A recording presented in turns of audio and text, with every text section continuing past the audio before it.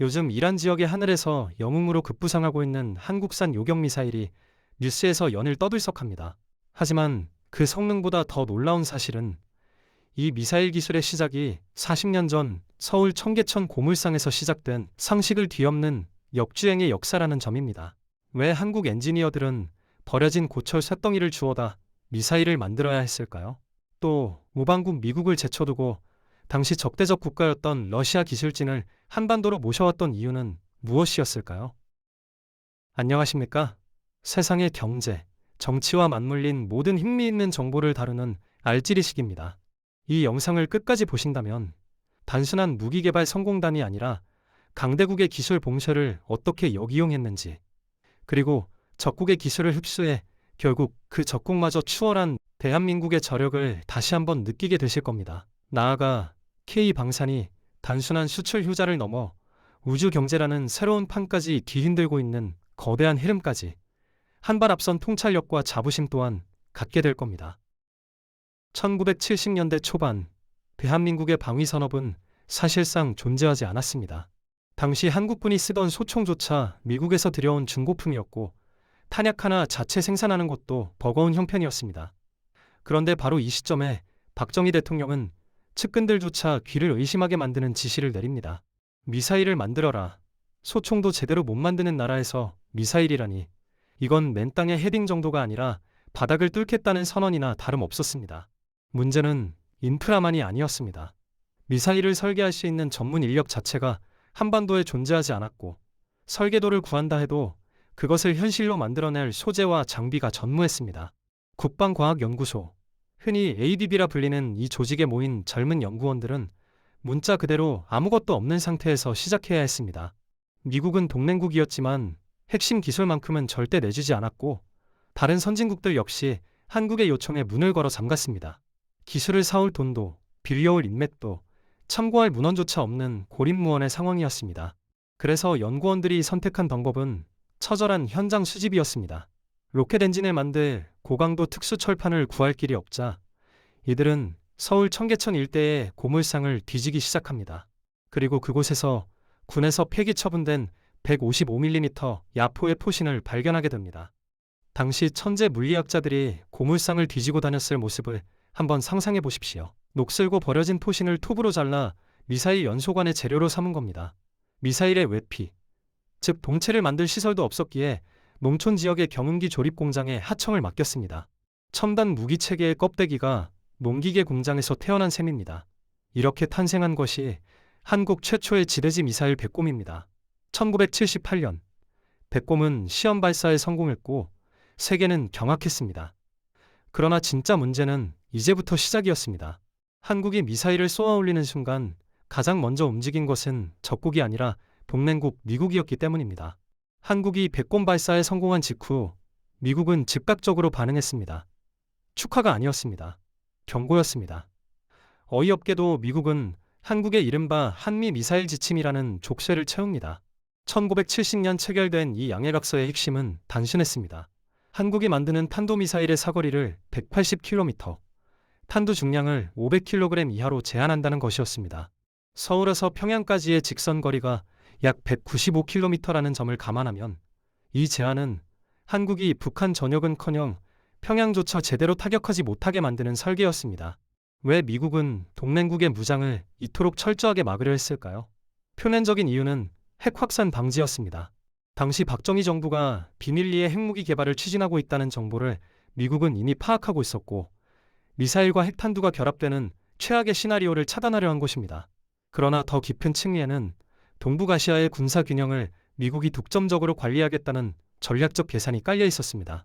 한국이 독자적인 타격 능력을 갖추는 순간 미국의 안보 우산에 대한 의존도가 낮아지고 이는 곧 한반도에서 미국의 발언권이 약해지는 것을 의미했기 때문입니다.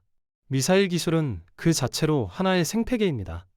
유도장치, 추진체, 탄두 설계, 발사 시스템까지 모든 요소가 유기적으로 연결되어 있는데 핵심 기술 이전이 막히자 한국은 이 생태계 전체를 독자적으로 구축해야 하는 상황에 놓이게 됩니다. 특히 방공 미사일 분야에서 미국은 자국산 패트리엇 시스템의 판매에는 적극적이면서도 한국이 스스로 요격 미사일을 만드는 것은 철저히 견제했습니다. 기술 종속의 고리를 끊지 못하면 영원히 미국의 값비싼 무기를 사올 수밖에 없는 구조가 형성된 것입니다. 한반도의 지형은 이러한 방공 능력의 자체 확보를 더욱 절실하게 만들었습니다. 남북 간 최단 거리가 서울 기준 불과 40km에 불과하고 북한의 장사정포와 단거리 미사일이 수도권 2,500만 인구를 직접 위협하는 상황에서 외국산 요격 시스템에만 의존한다는 것은 생존을 남의 손에 맡기는 것과 다름없었습니다. 그러나 미국의 벽은 견고해 보였고 다른 서방 국가들 역시 미국의 눈치를 보며 기술 이전을 거부했습니다. 바로 그때 지구 반대편에서 역사의 거대한 균열이 시작되고 있었습니다. 1991년 12월 인류 역사상 가장 거대한 제국 중 하나가 스스로 무너져 내렸습니다. 소비에트 연방의 해체였습니다. 70년간 세계를 양분했던 초강대국이 하룻밤 사이에 15개의 조각으로 쪼개지는 광경을 전 세계가 지켜보았습니다. 그러나 대부분의 사람들이 냉전 종식의 환호에 취해 있을 때 한국의 전략가들은 전혀 다른 곳을 응시하고 있었습니다. 무너진 제국의 잔해 속에서 반짝이는 것. 바로 소련이 수십 년간 축적해온 세계 최고 수준의 방공 미사일 기술이었습니다. 기회는 예상치 못한 곳에서 열렸습니다. 소련 시절 한국에 빌려간 14억 7천만 달러의 차관이 문제가 된 것입니다. 신생 러시아 연방은 경제가 붕괴 직전이었고 이 빚을 현금으로 갚을 능력이 없었습니다. 한국은 이 상황을 놓치지 않았습니다. 1995년 양국은 전례 없는 합의에 도달합니다. 빚의 일부를 현금 대신 러시아의 무기와 군사기술로 상환받겠다는 것이었습니다. 이것이 바로 불곤 사업의 시작입니다. 불곤 사업의 핵심은 단순한 완제품 무기 도입이 아니었습니다. 한국이 집요하게 요구한 것은 기술 그 자체였습니다. 특히 한국협상단이 가장 공들인 분야는 러시아가 세계 최고 수준을 자랑하던 지대공 미사일 기술이었습니다. 그리고 그 핵심에는 알마즈 안테이라는 이름의 설계국이 있었습니다. 이 설계국은 S-300, S-400 같은 러시아 방공 시스템의 심장을 만든 곳으로 미국의 패트리엇과 쌍벽을 이루는 기술력을 보유하고 있었습니다. 한국은 이 설계국의 기술진을 직접 한반도로 초청했습니다. 러시아 엔지니어들은 한국 연구원들과 함께 일하며 그들만이 알고 있던 노하우를 전수하기 시작합니다. 그 중에서도 가장 결정적인 기술은 콜드 런칭이었습니다. 이것은 미사일을 발사할 때 로켓 엔진을 바로 점화하는 대신 먼저 고압가스로 미사일을 수직으로 튕겨 올린 뒤 공중에서 점화하는 방식입니다. 이 기술의 장점은 발사대가 360도 전방위 타격이 가능해지고 발사 시 화염이 발생하지 않아 적의 탐지를 피할 수 있다는 것이었습니다. 미국이 끝내 넘겨주지 않았던 핵심 기술을 한국은 적국이었던 러시아로부터 빚 대신 받아낸 셈입니다. 이 거래는 단순한 기술 획득 이상의 의미를 가졌습니다. 미국 주도의 기술 봉쇄망에 갇혀있던 한국이 처음으로 독자적인 돌파구를 찾아낸 순간이었기 때문입니다. 러시아로부터 콜드 런칭 기술을 흡수한 한국은 본격적으로 독자 방공 미사일 개발에 착수합니다. 그러나 미국이 채워놓은 족쇄는 여전히 유효했습니다. 사거리 180km의 제한은 그대로였고 한국 엔지니어들은 이 좁은 울타리 안에서 살아남을 방법을 찾아야 했습니다. 멀리 쏘지 못한다면 가까운 거리에서 절대 빗나가지 않는 미사일을 만들자. 한국 연구진은 이 단순한 명제에 모든 역량을 집중시킵니다. 목표는 명확했습니다. 오차 범위 1m 이내 적 미사일의 정수리를 정확히 꿰뚫는 초정밀 요격 능력이었습니다. 이를 위해 가장 먼저 혁신이 필요했던 것은 관성 항법 장치였습니다. 관성 항법 장치란 GPS 신호 없이도 미사일이 비행 중 자신의 위치와 기울기, 속도를 스스로 계산해내는 일종의 내비게이션 두뇌입니다. 이 장치의 정밀도가 곧 명중률을 결정했기에 한국 연구진은 링 레이저 자이로스코프라는 첨단 센서에 매달렸습니다. 링 레이저 자이로스코프는 레이저 빛을 원형 경로로 돌려 미세한 회전까지 감지하는 초정밀 센서로 기존 기계식 자이로스코프보다 수십 배 정확한 측정이 가능합니다. 또 하나의 집착은 고체 연료였습니다. 미사일 추진차는 크게 액체 연료와 고체 연료로 나뉘는데 액체 연료는 발사 직전에 연료를 주입해야 해서 준비 시간이 길지만 고체 연료는 이미 미사일 내부에 굳어진 상태로 장착되어 있어 버튼만 누르면 수초 안에 발사가 가능하기 때문이죠. 북한의 기습 타격에 즉각 대응해야 하는 한반도 상황에서 고체 연료는 선택이 아닌 생존의 문제였습니다. 그러나 고체 연료의 제조 난이도는 상상을 초월했습니다. 연료를 반죽하는 과정에서 바늘구멍만한 기포가 하나라도 들어가면 비행 중 내부 압력이 불균형해지며 미사일이 공중에서 폭발해버립니다. 한국 연구진은 수천 번의 실패와 폭발 사고를 겪으며 이 악마 같은 공정을 다듬어갔고 마침내 세계 최고 수준의 지능 발사 체계를 완성해냅니다. 천궁 시스템의 개발 과정은 화려한 성공담 이면에 수많은 희생과 대가를 품고 있었습니다. 가장 먼저 소진된 것은 사람이었습니다. 국방과학연구소의 연구원들은 수년간 가족과 떨어져 대전 외곽의 폐쇄된 연구시설에서 사실상 격리된 생활을 해야 했습니다. 보안 등급이 최상위로 분류된 프로젝트였기에 자신이 무슨 일을 하는지 배우자에게조차 말할 수 없었고, 프로젝트가 실패하면 지난 몇 년간의 모든 노력이 수포로 돌아간다는 압박감 속에서 하루하루를 버텨야 했습니다. 시험 발사 과정에서의 위험은 더욱 직접적이었습니다. 고체 연료 추진체 개발 초기에는 실험 도중 폭발 사고가 수차례 발생했고 부상을 입는 연구원들도 있었습니다. 한 번의 실패가 수개월치 작업량을 한순간에 날려버리는 상황이 반복되었고, 그때마다 연구진은 잔해 속에서 원인을 분석한 뒤 다시 처음부터 시작해야 했습니다. 당시 참여했던 연구원들의 회고에 따르면 실패의 원인을 추적하고 다음 시험을 준비하는 극심한 스트레스 속에서 쓰러지거나 병원 신세를 지는 동료들이 적지 않았다고 합니다. 재정적 부담 역시 무거웠습니다. 천궁 시스템 개발에는 수조 원에 달하는 국가 예산이 투입되었습니다. 한정된 국방 예산 안에서 이 정도 규모의 자금을 장기간 쏟아붓는다는 것은 다른 분야의 투자를 희생시켜야 한다는 의미이기도 했습니다. 프로젝트 초기에는 국회와 언론 일각에서 끊임없이 의문이 제기되었습니다. 미국산 패트리엇을 사면 될 것을 왜 굳이 천문학적인 돈을 들여 독자 개발을 고집하는 거지? 라는 비판이었습니다. 그러나 연구진은 흔들리지 않았습니다. 그들이 만들고 있는 것은 단순한 무기가 아니었습니다. 한반도의 하늘을 스스로 지킬 수 있는 자주 국방의 핵심 열쇠였기 때문입니다. 누군가는 밤을 새워 연료 배합비를 조정했고, 누군가는 시뮬레이션 코드를 수백 번 다시 썼습니다. 이 보이지 않는 희생들이 켜켜이 쌓여 마침내 하나의 완성된 시스템으로 세상의 모습을 드러내게 됩니다. 천궁 시스템이 실전 대치 단계에 접어들 무렵 세계 방공 시장의 절대 강자는 여전히 미국의 패트리엇 미사일이었습니다.